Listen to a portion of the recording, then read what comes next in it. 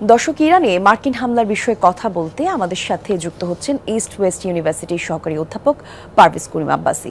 Jamuna news আপনাকে স্বাগতম sir. ইরানের পরবর্তী পদক্ষেপ কি হতে পারে, মূলত এই বিষয়টি নিয়েই প্রথমে জানতে চাওয়া। আর এক্ষেত্রে মধ্যপ্রাচ্যের বাকি দেশগুলোরও কি জড়িয়ে পড়বে কিনা এই সংঘাতে, কি মনে হয়? জি, যুক্তরাষ্ট্র এখন সরাসরি ভাবে ইসরায়েলের সাথে এখানে একাত্মতা প্রকাশ করেছে, প্রথম থেকেই ছিল। এবং যেটা আশঙ্কা করা হচ্ছিল যে ডোনাল্ড ট্রাম্প হয়তোবা একটা ঝুঁকি নিবে, রেকলেস ভাবে হয়তোবা সে এখানে ইরানের নিউক্লিয়ার ফ্যাসিলিটিস এর উপর বাংকার বাস্টিং বোমস গুলো দিবে, এখানে নিক্ষেপ করবে, ওটাই হলো। এবং যেটা যে কংগ্রেসও এটা যে ইউএস যুক্তরাষ্ট্রের কংগ্রেসও এটা নিয়ে সমালোচনা হয়েছে। কিন্তু এটা যে প্রেসিডেন্ট ট্রাম্পের আগে যে বক্তব্যগুলো ছিল, যেগুলো ডেমোক্রেটিক প্রেসিডেন্টদের নিয়ে তার এখানে এক ধরনের ক্রিটিসিজম ছিল, উনি কিন্তু মধ্যপ্রাচ্যের নেভার এন্ডিং ওয়ার এর মধ্যে জড়িয়ে গেলেন।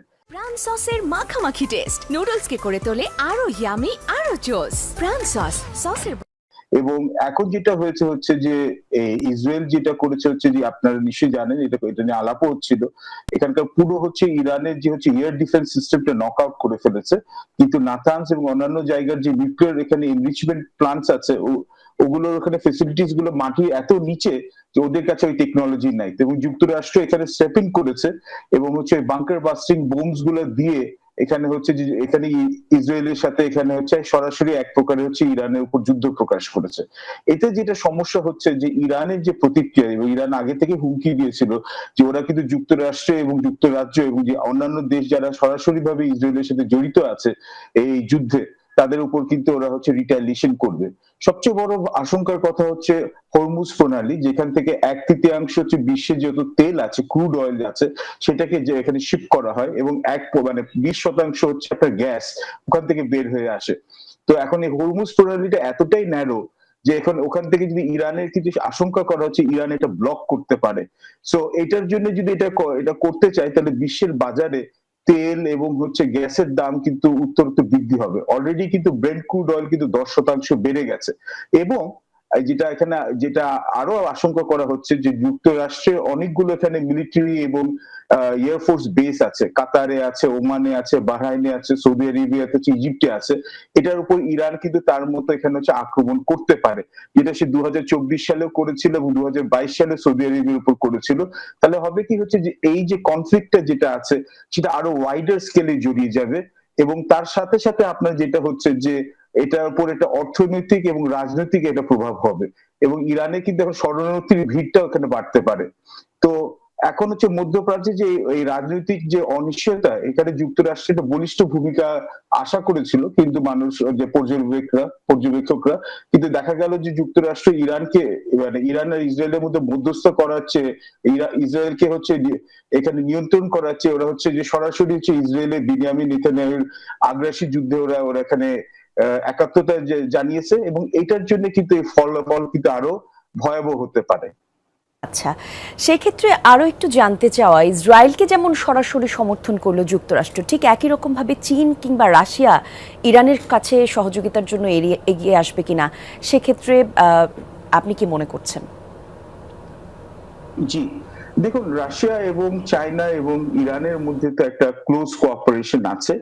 এবং সাংহাই কোঅপারেশন অর্গানাইজেশন এখান থেকে, যেখানে ওরা চীনের নেতৃত্বে থাকে, ওখান থেকে একটা কন্ডেমনেশন আছে।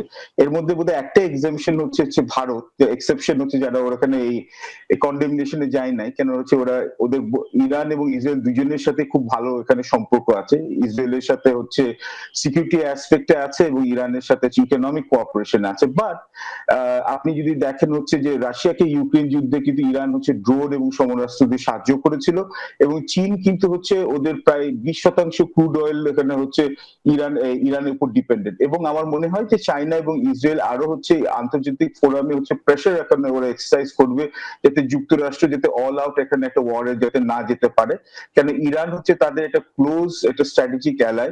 এবং এবং আশেপাশে দেখা গেছে সিরিয়াতে এখানে বাশার আল আসাদের সরকার পতন হয়েছে, লেবাননে যে চীনপন্থী বা আপনি রাশিয়াপন্থী এখানে যে সরকারের পতন হয়েছে। তো সব জায়গায় যে এখানে দেখা যাচ্ছে চীনের প্রভাবটা এখানে ডিসরাপ্টেড হবে, এবং স্ট্রেট অফ হরমুজ থেকে কিন্তু চীনের অনেক অংশে কিন্তু তেল আসে। তো চীন কিন্তু ওটারও হচ্ছে যে, এবং ওদের অর্থনীতির উপরে একটা এখানে নেগেটিভ একটা ইম্প্যাক্ট করবে।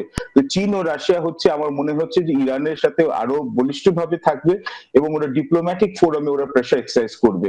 কিন্তু এটা কতদূর এটা মিলিটারি একটা এখানে হচ্ছে কোঅপারেশনে যায়, এটা এখনো হচ্ছে সময়টা আসে নাই।